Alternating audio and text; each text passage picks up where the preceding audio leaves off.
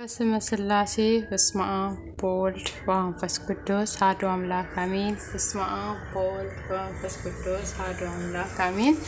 በስመ አብ ወወልድ ወመንፈስ ቅዱስ አሐዱ አምላክ አሜን።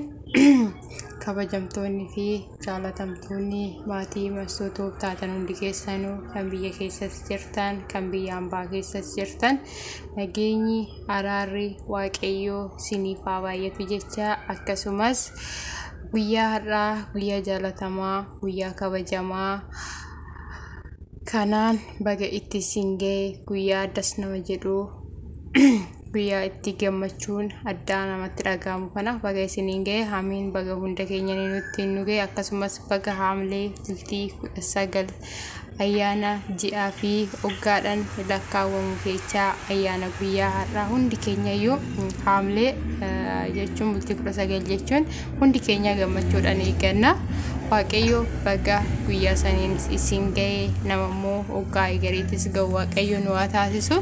akkasuma abbaan keenya qulqulluu Gabrieliin biyya keenya biyya nagahaa biyya gammachuu nuuf godhee maatii keenyas nuuf eegee akka biyya keenya baanettis biyya hambaatti nu hambisinii nagaan gammachuudhaan maatii keenya biratti deebisee nu haa galchuu abbaan keenya qulqulluun Gabrieliif. ayyaanni har'a immoo ayyaana dassitaa ayyaana gammachuu baay'ee namatti tola dhugaa waaqayyoo.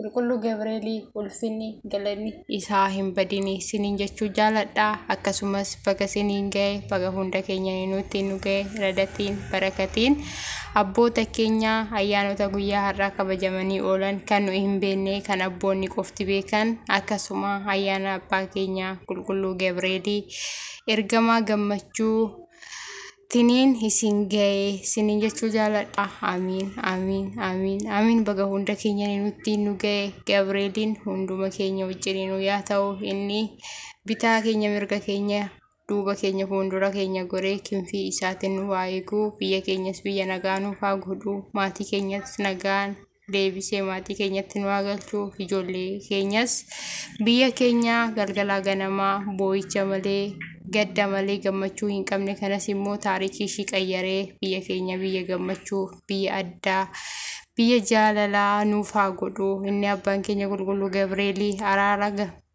abbaa keenya irraa nuuf haa kadhatu.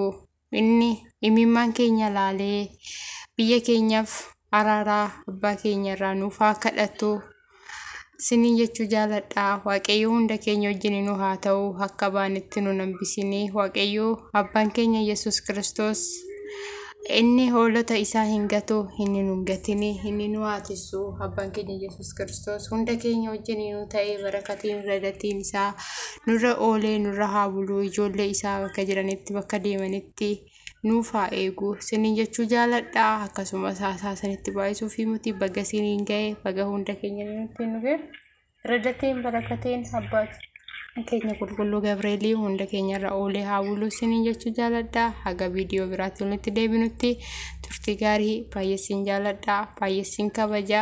akkasuma baga siniin ga'e guyyaa abbaa keenya qulqulluu Gabrieliitiin amiin amiin amiin amiin amiin baga hunda keenya nutti nu ga'e radatiin barakatiin abboota keenya irra oolee haa bulu qulqulluu Gabrielii hunda keenya wajjin nu haa ta'u inni bakka deemnutti bakka teenyutti inni tiksee keenya ta'e nu haa tiksu ergamaa gammachuu ergamaa misiraachuu inni nu haa eegu siniin jechuu jaaladha.